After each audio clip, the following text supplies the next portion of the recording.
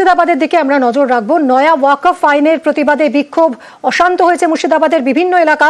এর মধ্যে শামশেরগঞ্জে অশান্তি, লুট অভিযোগ জানাতে শামশেরগঞ্জ থানায় ভিড় মানুষের। অভিযোগ শুক্র এবং শনিবার বাড়িতে হামলা চলে, কারো বাড়ি কারো দোকান পুড়িয়ে দেওয়া হয়। সেই অভিযোগ জানাতেই থানার বাইরে লাইন। অমিত আমাদের প্রতিনিধি সরাসরি রয়েছেন। অমিত, বহু মানুষ এসেছেন, আমরা এই মুহূর্তে সেই ছবিটা দেখতে পাচ্ছি, থানার বাইরে দাঁড়িয়ে আছেন, তারা অভিযোগ জানাতে চান। দেখো, ইতিমধ্যেই গত শুক্র শনিবার শামশেরগঞ্জ থানা এলাকার বিভিন্ন গ্রামে যে হামলা বা অশান্তির ঘটনা ঘটেছে, তাতে বিভিন্ন বাড়িতে লুটপাট চালানো, বাড়িতে অগ্নিসংযোগ বা আগুন জ্বালিয়ে দেওয়ার যে ঘটনাগুলো ঘটেছে, সেই সমস্ত জায়গাতে গত দুদিন ধরে পুলিশ প্রশাসনের তরফে গিয়ে তাদের সঙ্গে কথা বলা হয়েছে। এবং আজকে গ্রামবাসীরা আস্তে আস্তে থানায় তারা আসতে শুরু করেছেন। তারা লিখিত অভিযোগ থানায় নিয়ে এসেছেন। কারো বাড়ি পুড়িয়ে দেওয়া হয়েছে, কারো বাড়িতে লুটপাট চালানো হয়েছে, কারো টাকা লুট করা হয়েছে, কারো গয়না লুট হয়েছে এবং শামশেরগঞ্জ বাজারে কারো কারো দোকান পুড়িয়ে দেওয়া হয়েছে। তারা এই মুহূর্তে থানায় এসেছেন, লিখিত অভিযোগ তারা থানায় জানাচ্ছেন। এবং থানার যে সেরেস্তা রয়েছে সেখানে ইতিমধ্যেই এই সমস্ত গ্রামবাসী বা এলাকাবাসী যাদের যে সমস্ত ক্ষয়ক্ষতি হয়েছে তারা যে অভিযোগপত্র নিয়ে এসছে, সেই অভিযোগগুলো ইতিমধ্যেই থানায় জমা নেওয়ার কাজ কিন্তু শুরু হয়েছে। তোমাকে জানিয়ে রাখবো যে ঘটনার পরে গতকাল বেশ কয়েকটি গ্রামে বিডিও, ডিএম তারা গিয়েছিলেন। তারা গ্রামবাসীদের সঙ্গে কথা বলেছেন, কার কি ক্ষয়ক্ষতি হয়েছেন সেই বিষয়ে তারা কথা বলে জেনেছেন। এবং বেশ কিছু গ্রামে ইতিমধ্যেই ক্ষতিপূরণ দেওয়ার কাজও কিন্তু শুরু করা হয়েছে রাজ্য সরকারের তরফে। গতকাল 81টি পরিবারকে ক্ষতিপূরণ দেওয়া হয়েছে রাজ্য সরকারের তরফে। এবং ক্ষতিপূরণের প্রাথমিক পর্বে বা প্রাথমিক পর্যায়ে 10,000 টাকা করে ক্ষতিপূরণের টাকা তুলে দেওয়া হয়েছে রাজ্য সরকারের তরফে। অন্যদিকে আজকে বিভিন্ন গ্রামবাসী তারা থানায় আসছেন, তাদের যে ক্ষয়ক্ষতি হয়েছে বা তাদের যে ঘরবাড়ি পুড়িয়ে দেওয়া হয়েছে বা সেই বিষয়ে তারা অভিযোগ জানাতে চান। অমিত, তুমি সঙ্গে থাকো।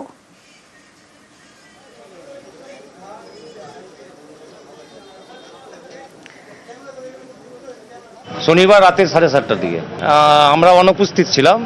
দুর্বৃত্তরা এই কাজটা করেছে। কারা এরা জড়িত আমরা জানি না।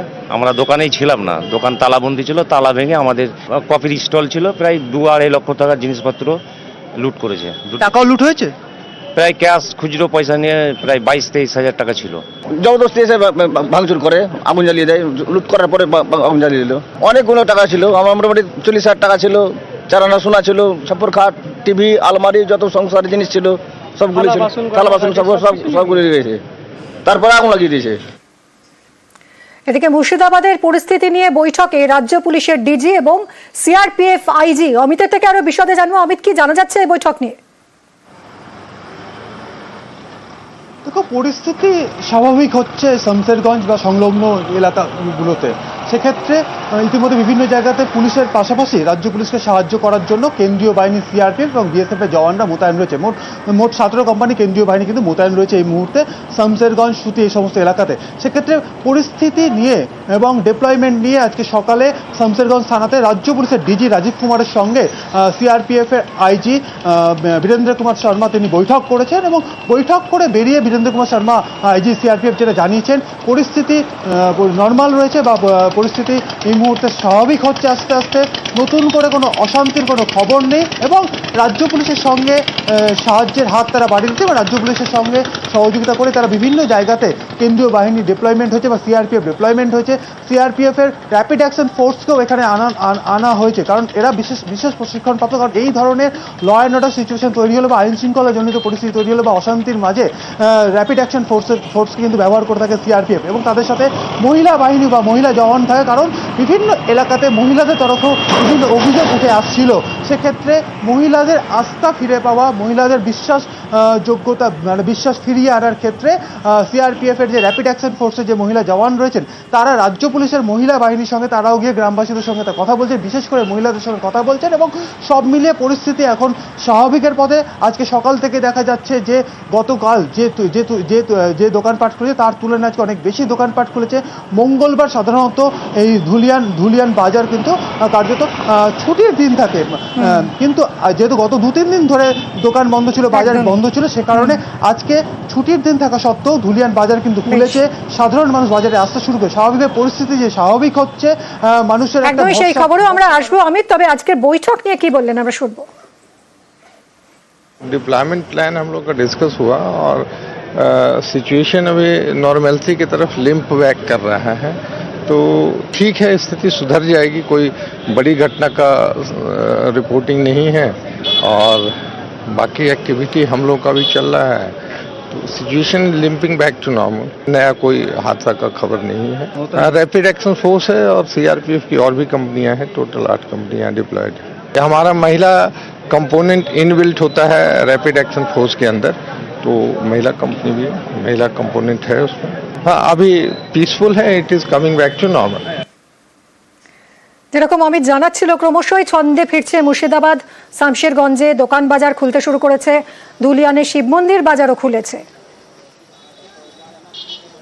পরিস্থিতি ঠিক আছে, এখন আর কোনো অসুবিধা নাই। পুলিশ তো দোকানপাট সব খুলতে বলছে, নর্মাল। হ্যাঁ, নর্মাল হয়ে গেছে, এখন সব নর্মাল হয়ে গেছে, কোনো ভয় ভীতি কিছু এখন? কোনো ভয় নেই। কদিন বন্ধ রাখা হয়েছিল দোকান? 3 দিন। আমি ঘুরলাম, বাজারটাও দেখলাম যে স্বাভাবিকের মুখে আসছে, মানুষ আসছে, বাজার করছে, দিব্যি কোনো অসুবিধা হয় না, আর মানুষও চলাচল করছে, কোনো প্রশাসন ছাড়াই চলাফেরা করছে, কোনো অসুবিধা নাই। এবং আগামীতে যেন আর এই রকম দুর্ঘটনা না ঘটে, সেটাই আমরা চাইছি। শুক্রবারের অশান্তির আছে পুড়ে গিয়েছিল ধুলিয়ান শিব মন্দির বাজারের এই দোকানটিও।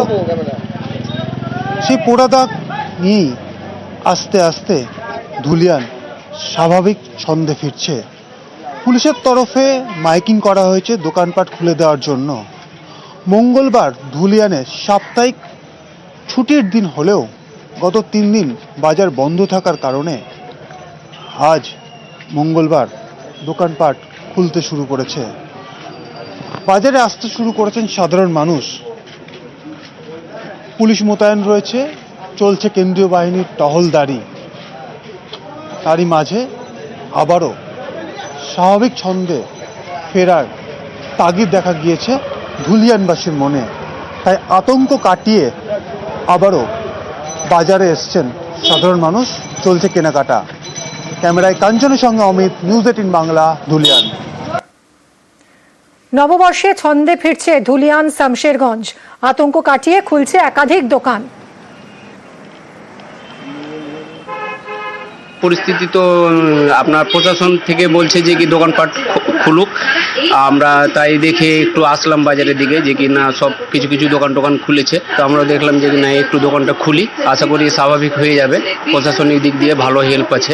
হয়তো কোনো রকম বিভ্রান্তি কোনো কিছু হয়েছে, কিন্তু আমাদের ধুলিয়ানের লোক বা ধুলিয়ানের আশেপাশের লোক আমরা কেউ কিছু কোনোদিন করিনি। আমরা একসাথেই আছি। হিন্দু বন্ধুরা আমাদেরকে ফোন করে খবর নিয়েছে, আমরাও নিয়েছি। খুব সুস্থ পরিবেশে আছি, প্রশাসন আমাদের সঙ্গে খুব সাথে দিয়েছে। কিছু কিছু সব ছোটো মোটো যেগুলো দোকান আছে, খাওয়া দাওয়ার যেগুলো নিত্য প্রয়োজনীয় জিনিস, ওই সব দেখে এলাম বাজারের ভিতরে সব খুলেছে। হ্যাঁ, আর এগুলো আমাদের যে কাপড় টাপড় রেডিমেড এগুলো সব বন্ধ আছে। আপনারা খুলবেন কবে? কাল থেকে ভাবছি, যখন নর্মাল হয়ে যাবে, লোকজন চলাচল করবে, অটোমেটিক ওটা স্বাভাবিক হয়ে যাবে। আজকের পরিস্থিতি দেখে নিতে চাইছেন ব্যবসায়ীরা, আর সেই মতো আগামীকাল থেকে আরো দোকান খোলার পরিকল্পনা। এখানে নববর্ষ বলে কিছু মনে হচ্ছে না এখন এই আতঙ্কেতে।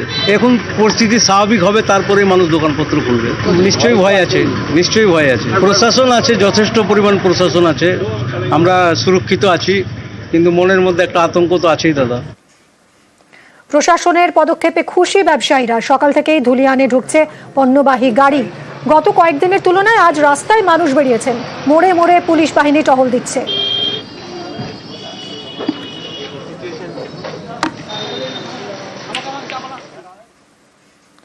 এদিকে অশান্তির অভিযোগে ধরপাকড়, নতুন করে শামশেরগঞ্জে গ্রেফতার করা হয়েছে 23 জনকে।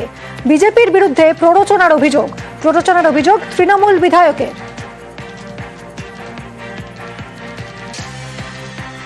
গত রবিবার থেকেই প্রশাসনের তরফ থেকে চেষ্টা শুরু করা হয়েছিল যে ধুলিয়ান শামশেরগঞ্জের বিভিন্ন জায়গা যেখানে অশান্তির আগুন ছড়িয়েছিল সেখানে যাতে পরিস্থিতি স্বাভাবিক করে তুলতে পারা যায়।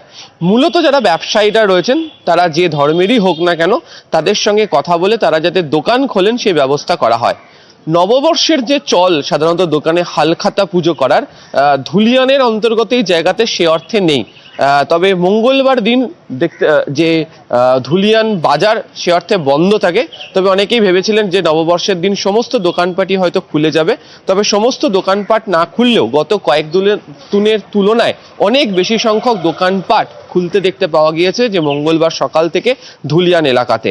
এমনকি যে বাজার, সে বাজারে একাধিক লরিতে করে পণ্য সেগুলো আসছে দেখতে পাওয়া যাচ্ছে। অর্থাৎ কাঁচা বাজারের পাশাপাশি যে দোকানগুলি বাজারে রয়েছে, মুদিখানার দোকান হোক বা অন্যান্য দ্রব্য বা পণ্য যেগুলোতে পাওয়া যায়, তার একাধিক দোকান ইতিমধ্যে খুলে দেওয়া হয়েছে। এবং যারা ব্যবসায়ীরা রয়েছেন তারা বলছেন যে প্রশাসনের তরফ থেকে তাদের সাথে কথা বলা হয়েছে, প্রশাসনের তরফ থেকে তাদেরকে আশ্বস্ত করার চেষ্টা করা হচ্ছে, সেই কারণেই তারা দোকান খুলছেন। পুলিশের তরফ থেকে বলা হচ্ছে যে তারা সম্পূর্ণ রকমের সহযোগিতা তারা করবেন এবং নিরাপত্তার ব্যবস্থাও তারা করে দেবেন। ফলে যারা এখনো পর্যন্ত দোকান বন্ধ করে রেখেছেন তারা যেন দ্রুত সেই দোকান খুলে দেন, সেই আবেদনও করা হয়েছে। ক্যামেরা অসিত দাসের সাথে আবির ঘোষাল, নিউজ 18 বাংলা, ধুলিয়ান।